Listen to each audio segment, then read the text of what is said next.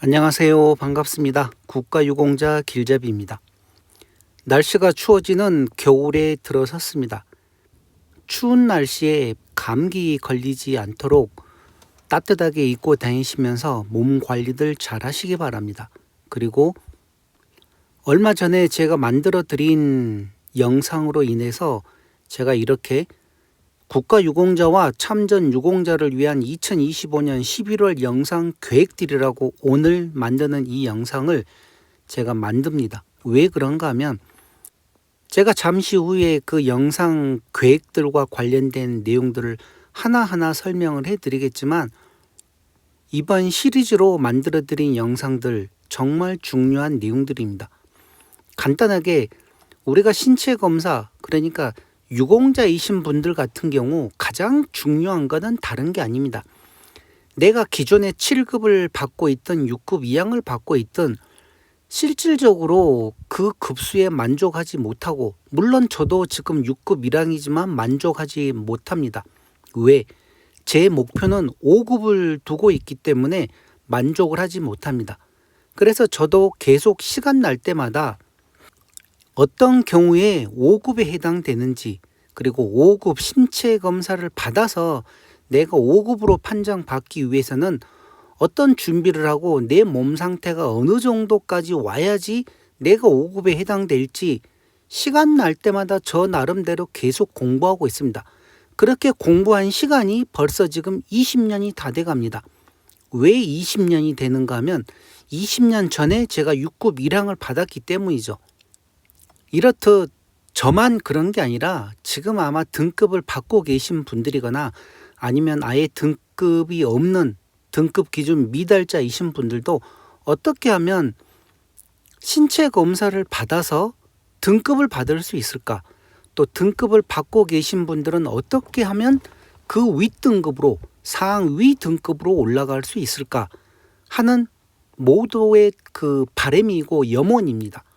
그래서 저도 계속 이와 관련된 내용들을 영상으로 많이 만들어 드렸는데 이번에 정말 좋은 소식이 하나 들어왔습니다. 이게 얼마나 좋은 소식인가는 아마 제 영상 오랫동안 봐오신 분들은 알겠지만 대부분의 유공자나 참전 유공자이신 분들은 저게 뭘까 하고 해당 사항도 없다 하고 포기하시는 분들도 있을 겁니다. 그렇지만 그런 분들까지 제가 일일이 다 설명을 해 드릴 수는 없고, 제 영상 보시는 분들만이라도 앞으로 신체 검사가 어떻게 변경될지, 그리고 얼마만큼 이 유공자에게 유리한지 그런 내용을 아시게 되면 제가 지금부터 만들어 드릴 그 10개 이상 되는 영상을 아마 꼭 보셔야만 할 겁니다. 이 앞에 제가 만들어 드렸던 이 국가보훈부 보도자료에 나온 내용이 어떤 내용인가 하면 기존의 국가보훈 장애진단서라는 게 있습니다. 이 장애진단서 기존에는 49개의 상급 종합병원에서만 발급을 했는데 이제는 위탁병원 중에서 87개, 86개인가 그럴 겁니다. 86개의 위탁병원에서도 이 국가보훈 장애진단서를 발급을 하게끔 법이 개정됩니다. 언제부터? 2026년 1월 1일부터. 그러면 그때 막상 닥쳐가지고 공부하시려고 그러면 또 아마 많은 시간이 흐릅니다. 그래서 이와 관련된 거를 제 영상을 보시는 분들은 미리미리 준비하고 공부를 하셔가지고 실질적으로 1월 1일부터 시행이 되면 그때 준비를 한 상태에서 바로 신체 검사를 하시기 바랍니다. 그렇다고 이번에 볼 신체 검사는 이 국가보훈 장애진단서가 없으면 똑같이 접수하고 최종 판정까지 약 1년이 넘게 걸리는 경우도 있고, 어떤 분은 이번에 제게 댓글로 저 때문에 이 말초신경병을 신청을 했더니만 신체 검사만 1년 후에 계획이 있다고 합니다. 왜 그런가 하면 지금 보훈병원에 말초신경병과 관련된 전문 의사가 없기 때문에 그렇게 오래 걸린다고 합니다. 그런데 그분 같은 경우도 일반 위탁병원에서 말초신경병과 관련된 국가보훈장애 진단서를 발급받아서 제출을 하게 되면 굳이 신체 검사할 필요 없이 서류상으로, 그 서류라는 거는 국가보훈장애 진단서입니다. 그 서류상으로만 최소한 2개월에서 3개월 이내에 판정이 나버립니다. 얼마만큼 빨리 진행이 되는 것입니까? 그리고 또 더 큰 문제는 일반적인 신체 검사는 보훈병원에서 보훈병원 담당 의사분들이 검사하고 확인하고 등급을 판정한 다음에 다시 그게 보훈심사위원회로 넘어가서 다시 또 거기에 있는 의사분들이 재확인하고 또 판정하고 해서 최종 등급을 판정을 해서 통보를 해주는데 그 시간 동안 많이 걸리고, 더 큰 문제는 여기에서 가장 많은 문제가 생겼습니다. 그동안 보훈병원에서는 6급 이상이다 하면 보훈심사위원회에서는 아니다, 그거는 7급이다, 그렇게 해서 등급을 낮춰버리는 경우도 있었고, 또 보훈병원에서 어떤 분은 7급이다 하고 서류를 보내면 보훈심사위원회에서는 아니다, 이 사람은 등급 기준 미달이다 하는 식으로 하다 보니 정말 많은 문제가 생겨왔고, 지금도 정말 많은 분들이 행정심판이나 행정소송을 제기하고 있는 상황입니다.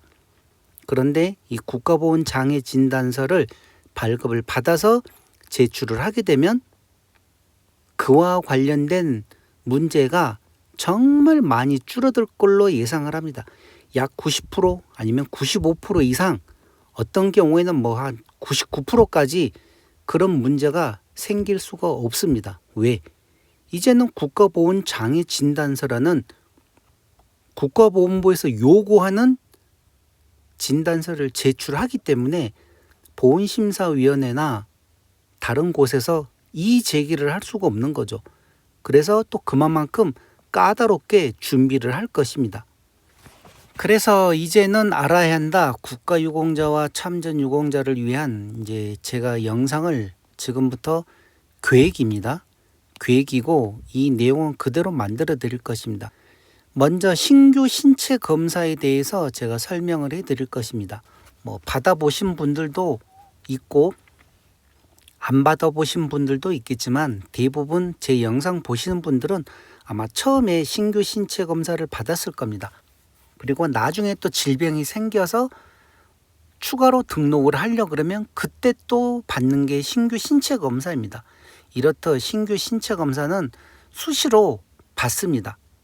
여기와 관련된 영상을 제가 5-1편으로 만들어서 설명을 해 드릴 거고, 두 번째는 신규 신체 검사에서 만약에 등급 판정을 받았는데 본인이 만족하지 못한다 그러면 나중에 행정심판이나 행정소송까지 가기 전에 바로 재심 신체 검사를 한 번 더 요구할 수가 있습니다. 국가보훈부에. 그와 관련된 재심 신체 검사를 5-2편 영상으로 만들어 드릴 거고, 5-3편 영상은 재확인 신체 검사와 관련돼서 제가 합니다. 재확인 신체 검사는 어떤 건가 하면, 기존의 신체 검사를 받았는데 등급 기준 미달 받으신 분들, 그러니까 본인이 지금 등급을 안 갖고 계신 분들, 이분들이 등급 기준 미달인 상태에서 몸 상태가 더 악화되거나 아니면 약 2년이라는 시일이 경과한 후에 다시 신체 검사를 한 번 더 받고 싶다 하면 그때 받을 수 있는 게 재확인 신체 검사입니다. 그래서 본인이 국가보훈부 보훈지청에 가셔가지고 신청할 때도 내가 받아야 될 신체 검사가 어떤 건지는 알고 가셔야 됩니다. 그냥 가가지고 무조건 신체 검사 하려고 한다 그러면 그게 재확인인지 일반 신규 신체 검사인지 재판정 신체 검사인지 직원들이 모르고 엉뚱한 소리를 할 수도 있습니다. 그러니 본인이 받아야 되는 신체 검사가 무엇인지는 좀 알고 가시는 게 좋을 것 같습니다. 자, 그리고 다음은 재판정 신체 검사입니다. 이 재판정 신체 검사는 아무나 모든 분들이 다 할 수 있는 게 아니라 오직 7급부터 1급까지 1급인 분들이 할 일은 없겠죠. 6급이나 7급을 받고 계신 분들만 할 수 있는 거. 정확하게 따지면 등급을 갖고 계시는 분들이 재판정 신체 검사를 신청할 수 있습니다. 그러면 등급이 없는 분들은 본인이 신체 검사를 하기를 원한다 그러면 재확인 신체 검사를 해서 다시 등급을 받고 그 등급이 7급이다. 그러면 나중에 몸 상태가 더 악화되면 그때 받을 수 있는 게 재판정 신체 검사입니다.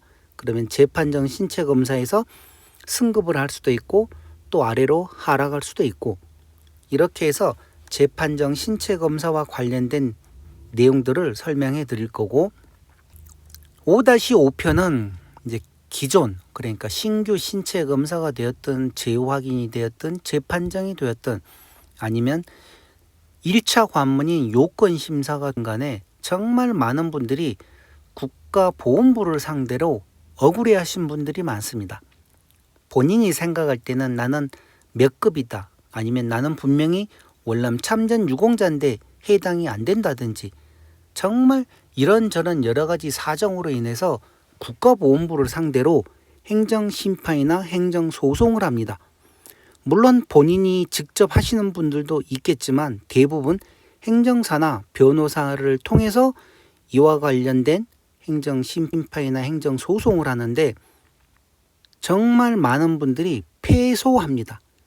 그러니까 간단하게 얘기하면 행정소송에서 유공자분들이 진다는 얘기죠. 아무리 변호사한테 돈을 많이 갖다 써도 이기는 확률이 3%에서 5% 정도밖에 안 됩니다. 행정심판도 내가 승률로 따진다 그러면 5%에서 10% 안짝, 소송도 10% 안짝, 그 정확한 내용을 제가 국가보훈부에서 제공해주는 그 자료를 가지고 설명을 해드리겠습니다. 그러니까 얼마만큼 무의미한지 이런 내용도 알고 준비를 해서 하시라는 뜻으로 이와 관련된 내용을 설명을 해드릴 것입니다. 그리고 계속해서 국가보훈 장애진단서와 관련된 이제 정말 중요한 내용들. 그러면 국가보훈 장애진단서가 뭔지도 모르는 분들이 너무 많습니다. 물론 댓글로도 이게 뭐냐 하신 분들도 있는데 국가보훈 장애진단서가 전체적인 총론편이라고 해서 제가 총론편 왜 국가보훈 장애진단서를 하는지 국가보훈부에서 나오는 그 자료들을 이 총론편에 간단하게 설명을 해드릴 거고 그 다음 영상으로는 국가보훈 장애진단서를 발급을 받기 위해서 그러니까 국가보훈부에서 각 의료기관으로 공문으로 보낸 그 내용에 상위 등급 판정 원칙이라는 게 있습니다. 아주 중요한 내용이죠. 이런 내용과 관련해서 제가 정확한 내용을 설명을 한번 해드릴 것입니다. 이 영상에서. 그리고 다음번 영상은 국가보훈 장애진단서를 발급받기 위해서는 각각 신체 부위별 주요 검사 항목이라는 게 있습니다. 무조건 내가 암이 걸렸다고 해가지고 그 암과 관련해서 국가보훈 장애진단서를 발급을 해달라 그러면 어떤 의사 선생님들은 발급해 줄 수도 있습니다. 그런데 그런 국가보훈 장애진단서를 가지고 간다고 해서 이게 인정되냐? 아닙니다. 국가보훈부에서는 이 정확한 국가보훈 장애진단서를 발급을 받기 위해서는 어떤 검사를 해야 된다 하는 신체 부위별 주요 검사 항목이라는 게 있습니다. 각각 질병별로 그런 검사 항목이 있는데 이런 검사 항목과 관련해서 또 영상을 하나 제가 만들어 드릴 것입니다. 정말 중요한 내용입니다. 이와 관련된 영상도. 그러니 제 영상 보시는 분들은 정말 이번 기회에 공부를 좀 한다 생각하고 영상들을 하나씩 순서대로 제가 지금 영상 순서대로 기록을 하면서 공부를 하시면 아마 모두 좋은 결과가 있을 것입니다. 그리고 다음 영상으로는 국가보건 장애 진단서와 관련된 진단 전문의 편입니다. 이게 무슨 내용인가 하면 국가보건부에서는 본인이 가지고 있는 질병을 전문의한테서 국가보건 장애 진단서를 발급을 받으라고 요구를 하고 있습니다. 왜 그런가 하면 본인이 예를 들어 말초신경이나 파킨슨병 그런 병들과 관련된 진단 전문의는 신경과 신경외과입니다. 그런데 전혀 뜬금없는 정형외과에 가서 국가보건 장애 진단서를 받으면 인정을 안 해줍니다. 그리고 또 뜬금없는 예를 들어 당뇨병과 관련된 내과 전문의한테 가서 받아도 인정을 안 해줍니다. 왜? 그분들 나름의 전공 과목이 있고 신경과나 신경외과에서는 이 머리 쪽과 관련된 전문의입니다. 그래서 각각 질병별로 진단 전문의가 있습니다. 그래서 이 진단 전문의를 찾아서 진료를 받고 검사를 하고 진단서를 발부를 받아야지 국가보건부에서는 인정을 해줍니다. 그러니 이 내용 또한 중요한 내용입니다. 꼭 알고 계셔야 됩니다. 본인이 그동안은 어떤 다른 과에서 진료를 받았다 하더라도 다시 진료과를 바꿔서라도 여기에서 요구한, 그러니까 국가보건부에서 요구한 국가보건 장애 진단서를 발급을 받으시려고 그러면 진단 전문의를 정확히 알고 계셔야 됩니다. 그래서 그와 관련된 영상을 만들어 드릴 거고, 그 다음은 또 국가보건 장애 진단서를 발급을 받았을 때 담당 의사분들이 상위 판정을 위한 진단 원칙이라고 또 나와 있는 게 있습니다. 국가보건부에서는 정말 의료기관을 상대로 해서 많은 요구를 합니다. 어떤 거, 또 어떤 거는 공개하지 말고 어떤 거는 또 기록하지 말고 정확하게 국가보건부에서 요구하는 그 기준에 맞춰서 검사를 하고 진행을 하고 그리고 또 진단을 한다 하면서 이런 상위 판정을 위한 진단 원칙이 또 있습니다. 정말 중요한 내용들입니다. 이런 모든 이 하나하나의 영상들이 그 누구도 알려주지 않는 정말 귀중한 영상들입니다. 그런 영상들을 제가 만들어서 하나씩 설명을 해 드릴 테니 제 영상 보시는 분들 뭐 주위에 있는 다른 분들한테는 소개하지 마시고 그냥 우선 본인이 공부를 하십시오. 본인이 공부를 해서 본인이 승급하는 게 우선 목적이지 주위 사람들한테 얘기를 해가지고 주위 사람들이 본인보다도 더 높은 등급 받는 경우들도 많이 있습니다. 그러면 또 그런 분들이 고맙다고 본인들한테 뭐 인사치레라도 하고 선물도 주고 그러면 좋겠지만 본인들이 잘났다고 입씩 닦아버리는 경우들도 많습니다. 그러니 우선은 본인이 제 영상들 보고 공부하셔가지고 모두 등급을 다 상향하시기 바랍니다. 저는 그런 걸 목적으로 이렇게 영상을 하나하나 설명해 드릴 테니 제 영상 보시는 분들만이라도 우선 모두 승급하게끔 준비를 잘 하시기 바랍니다. 또 그때까지 제가 계속 도와드릴 것이고, 자, 그 다음 영상은 제가 또 뭘 하는가 하면 그러면 이 국가보건 장애 진단서를 어디에서 발급을 받을 거냐? 기존에는 49개의 상급 병원이었는데 그런 상급 종합병원에 가서 검사하고 치료하고 진단서 받으려고 그러면 또 돈이 엄청 많이 들어갔습니다. 3차 의료기관이었기 때문에. 그런데 이제는 우리가 이용할 수 있는 위탁병원도 이번에 많이 포함됐습니다. 그렇게 해서 총 진단서 발급 기관이 140개의 병원이 있습니다. 그 140개 병원을 제가 하나하나 다 설명을 해 드릴 테니 그 내용들 보시고 본인들이 살고 있는 가까운 위탁병원이거나 아니면 또 본인이 살고 계시는 지역에 있는 위탁병원에서 본인이 앓고 있는 질병과 관련된 그 진단과가 없을 수도 있습니다. 그러면 근처에 있는 다른 큰 위탁병원으로 가셔도 되고, 이번에는 위탁병원을 잘 선택하는 게 정말 중요합니다. 그래서 이 140개 병원과 관련된 영상을 제가 또 하나하나 다 설명을 해 드릴 겁니다. 이렇게 해서 제가 2025년 11월 영상 계획들을 지금 이렇게 영상으로 만들어 드렸는데, 제가 이 영상들 다 만들 동안은 웬만하면 이 질문과 관련된 답변이나 아니면 질문과 관련된 영상은 제가 따로 못 만들 것입니다.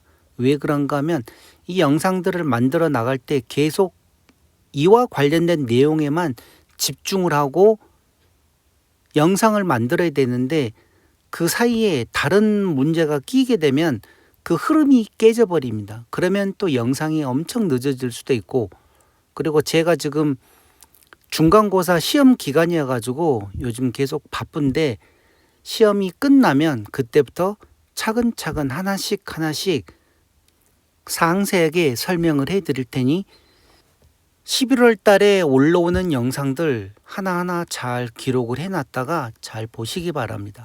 그리고 이제 최종적으로 그렇게 140개 위탁병원까지 다 설명을 드리고 나면 이제 각각 본인들 질병에 대한 또 집중적인 내용이 있는데, 그와 관련된 거는 나중에 제게 질문으로 온 댓글들을 보고 그때 봐서 또 따로 영상을 더 심도 깊게 만들어 드리겠습니다. 그러니 우선은 공부를 한다 하는 마음으로 영상을 보시고, 국가보훈장애 진단서와 관련된 내용은 이해가 안 가면 그 영상을 계속 반복해서 보시면, 아, 국가보훈장애 진단서가 이런 거구나. 그래서 나는 어떤 전문의한테 어떤 검사를 받아야 되고, 정말 중요한 내용들입니다. 그러니 그런 내용들을 하나하나 다 기록을 하고 해서 준비를 하고, 그와 맞춰서 지금부터라도 이제 본인이 해당되는 전문의한테 가서 새로 진료받고 검사받고 치료를 받으시면서 그 기록을 남겨놓으시면 나중에 1월 달에 정확하게 다시 그와 관련된 자료가 나오면 거기에 맞춰서 다시 또 제가 상세하게 이런 경우는 어떻게 하십시오 하고 가르쳐 드릴 테니 준비하는 과정입니다. 준비. 이게 지금 당장 시행되는 게 아니라 2026년 1월 1일부터 시행되는 겁니다. 그래서 그동안은 제 영상들 보시면서 준비하는 과정이다 생각하고 준비를 하시기 바랍니다.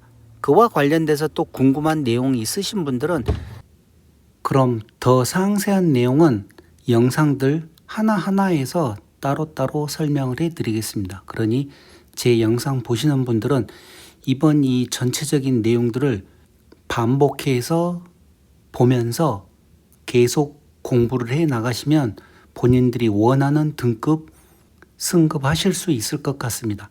이번 영상은 이것으로 마치겠습니다. 지금까지 국가유공자 길잡이였습니다. 감사합니다.